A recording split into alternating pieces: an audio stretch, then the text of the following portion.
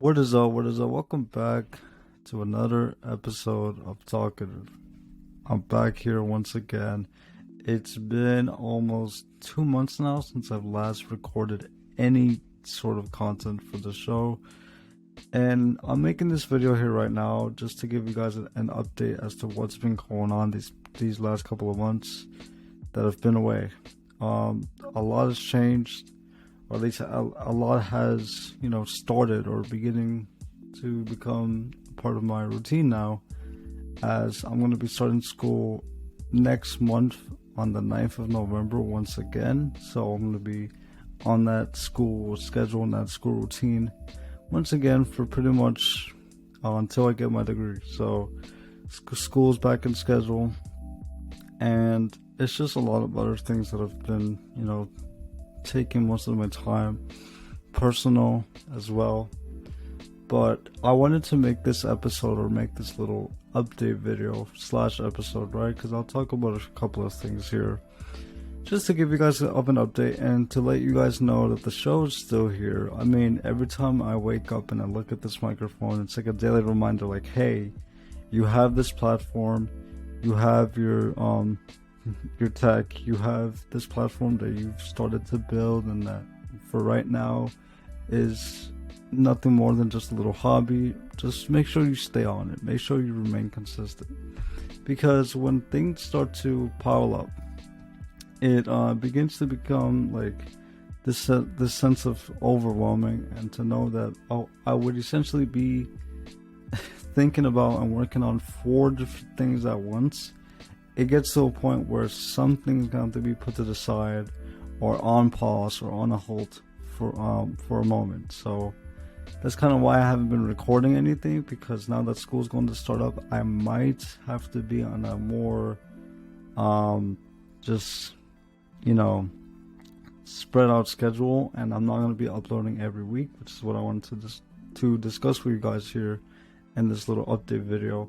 Schedule's going to change, so I will try my best to record, to be consistent with recording once again, but it won't be every week. It will probably be every other week, at most, maximum every 2 weeks. Because if I'm worrying about school and my own personal life and this show at the same time, I'm literally going to be with zero to no energy at all, and my brain's just going to be exploded with so much responsibility. So the schedule is going to have to be changed up differently if I am going to be recording episodes and releasing content for the show, and for everyone that's been supporting the show so far. When moments like these, where I do have to take these breaks and I do have to be on pause and not release content for a moment's time, this is where a content creating platform, or any content creator as a whole, kind of reaches this period of just a stale period. People wonder where the content is. Your views are probably at a different state. It's not as the same number of viewers. Your numbers are at a different state as a whole. Your overall reach and audience is not the same as it was when you were super active in the past. So I've made this a statement already, and I'll say it again. These breaks are going to have to happen because of many reasons. One of them being just myself, my own well-being, my mental health, and my physical being. These shows are not easy to, or these episodes are not easy to produce and to get out there. Recording is one thing, actually being a viewer is another thing. But actually, making sure that I'm on schedule, that I'm on routine, that I'm consistent, and that I edit these episodes, both the audio and the video, on a consistent rate, and get these out on a consistent rate, is a difficult thing to maintain. But I'm here for challenges, and it really doesn't bother me. But yes, it does get to a point where I just need to take a break, and I just need to put focus on other things and worry about things that are happening, or things that are happening outside of the podcast and outside the camera, outside this mic, etc., etc. But we're still here.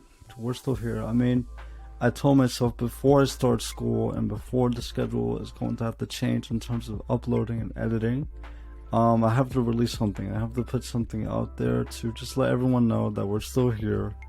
But things just got busier, life just got busier, and yeah. But with that being said, that's the latest updates. I'm starting school next month. Schedule's going to have to change.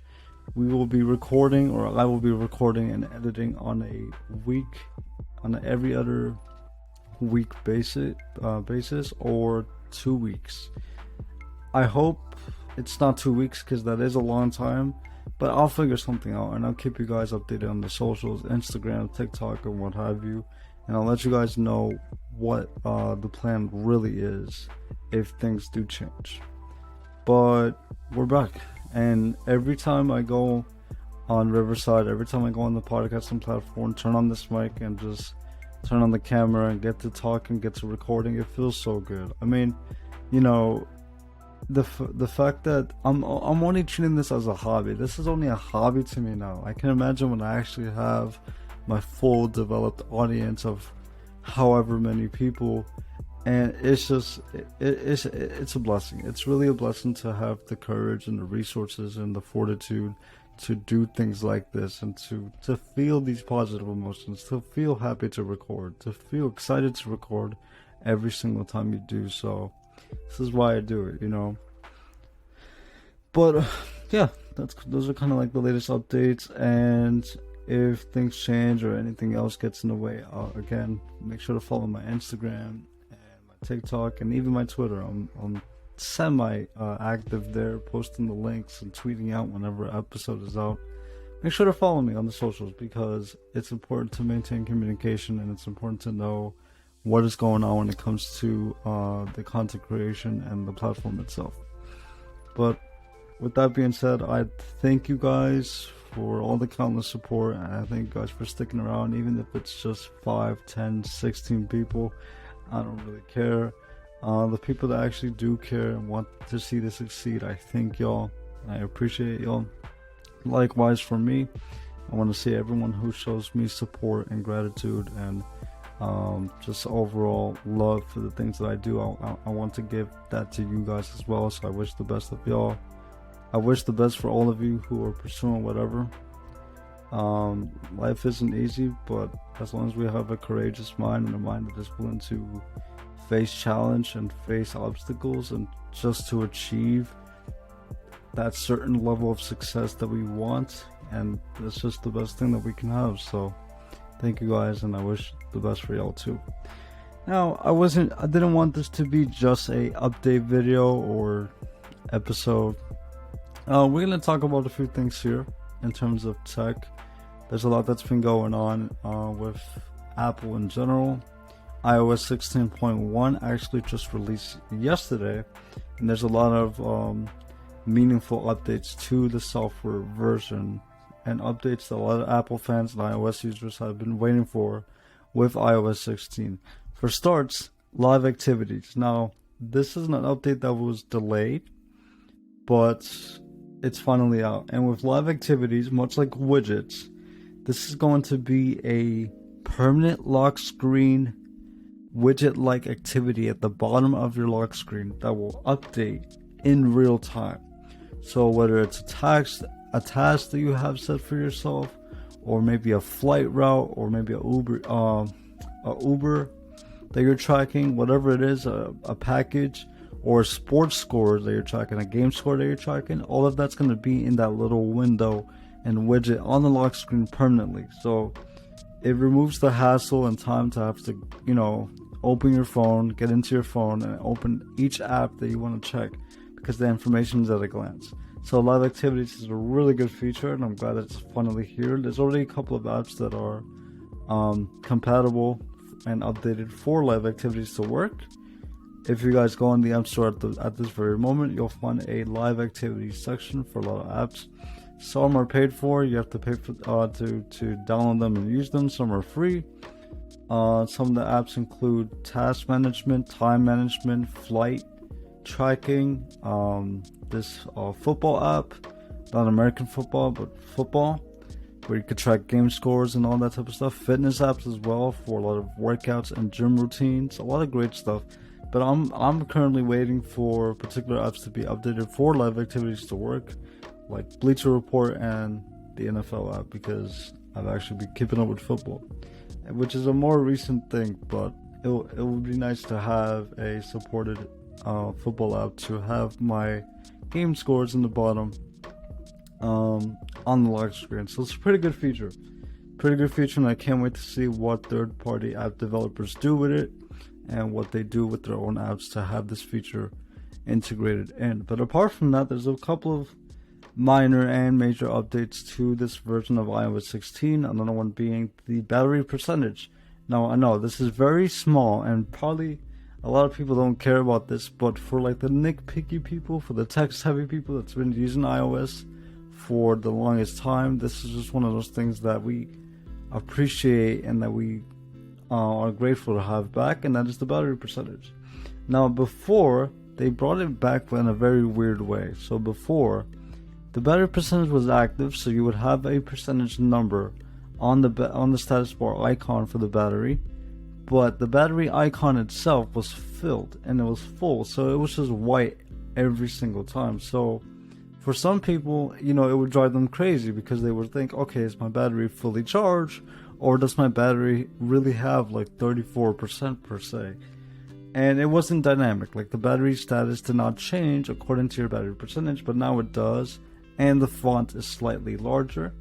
So if you're on iOS 16, if you update it to 16.1, you'll see that your battery percentage will change dynamically according to what your percentage is, and the battery icon will start to get less and less full over time. So again, very minor thing.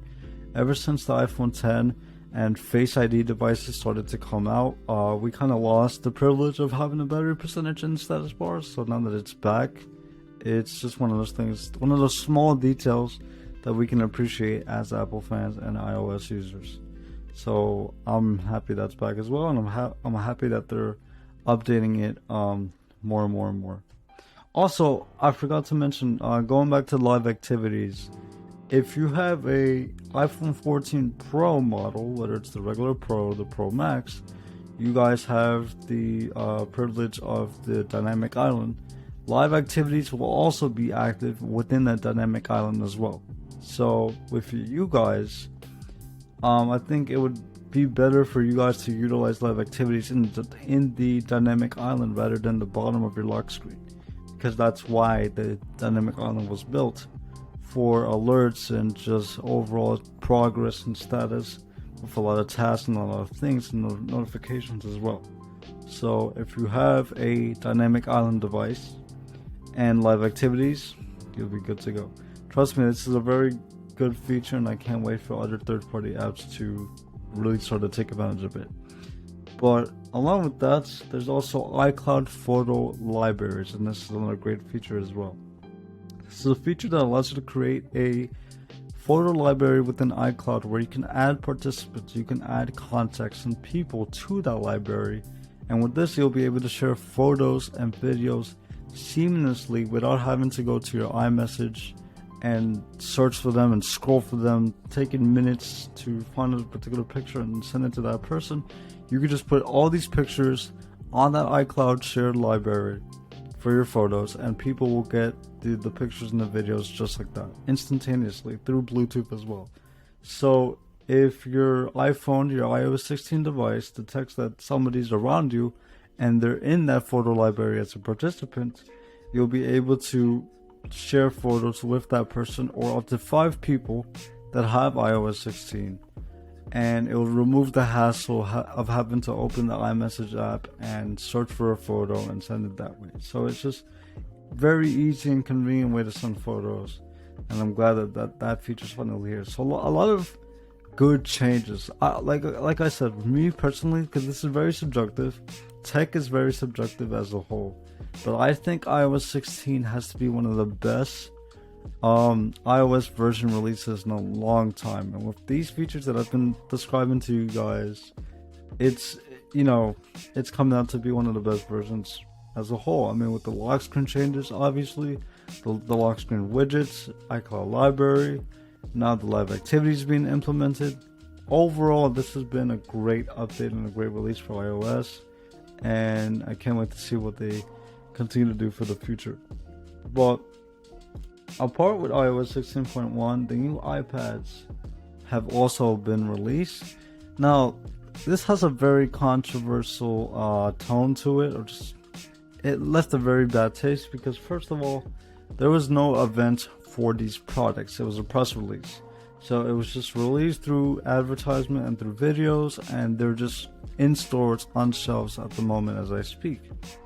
Now, in terms of design, these iPad Pros for the M2 processing chip, so the M2 processor, it's the same. It's the same tablet. I mean, it's the same exact tablet as the M1, which was released a couple of years back. It's the same thing, you know. Like, to be fair, the M1 chip is still really good for a tablet processing unit, and I don't think you would have to want to spend more money on this M2 iPad Pro if the M1 still holds up, you know. So if you're looking for a new tablet, particularly if you're looking for a new iPad, I would find a good deal on an iPad Pro M1 version, or if you want an M2 version with the iPad Pro, buy it on a sale. Buy it when the price goes down, and buy it when it's on sale, because really, design wise and performance wise, it's not that big of a jump. But you know, as a tech company, you have to advertise, you have to monetize, and you have to promote your products. So Apple's gonna say all these numbers and all these facts about the new tablet and all that type of stuff, but really, it's not that big of a jump. You know, it's really not that big of a jump when it comes to performance or overall design. But the tablet is there. If you're a first-time iPad user and you want to get your first iPad, then buy the M2 iPad Pro. But if you're not, I would just settle for a good sale on a refurbished.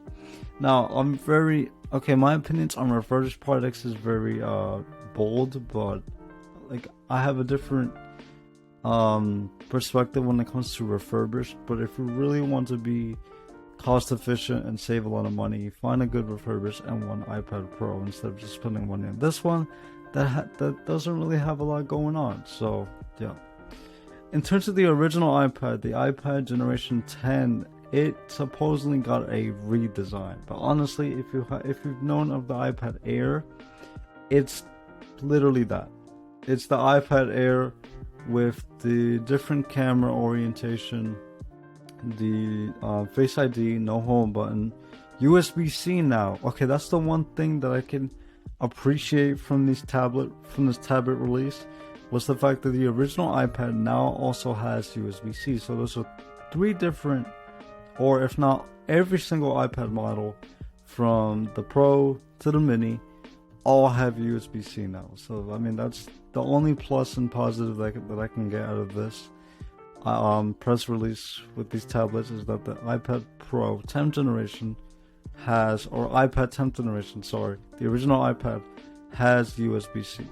Other than that, it's the same design language from the iPad Air and A14 Bionic, so a chip that is a little bit old, 2 years old at this point.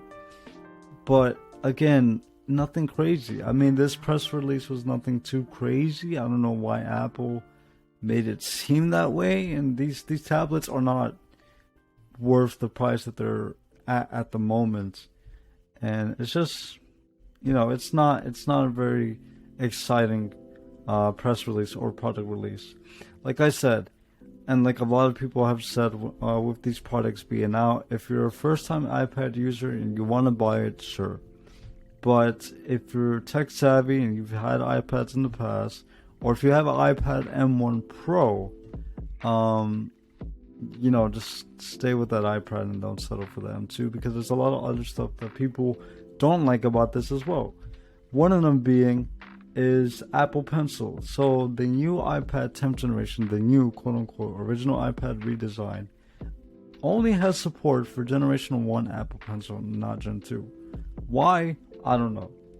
But there's that. And when it comes to the iPad Pro M2, you have to buy a Apple Pencil adapter to charge it.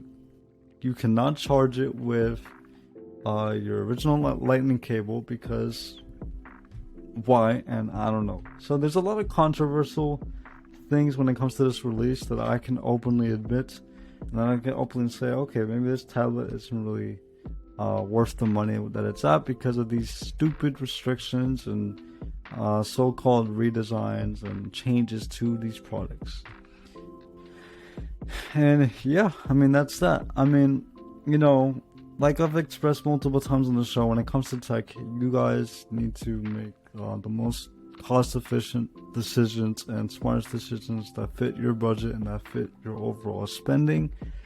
You don't have to buy every single product that releases, because either one, it doesn't really get a big design overhaul or performance overhaul, or two, there's a lot of restrictions or features that have been taken away from previous products that you can enjoy on the newest model because it's not there anymore, and you'd rather stick with your older model of that particular product.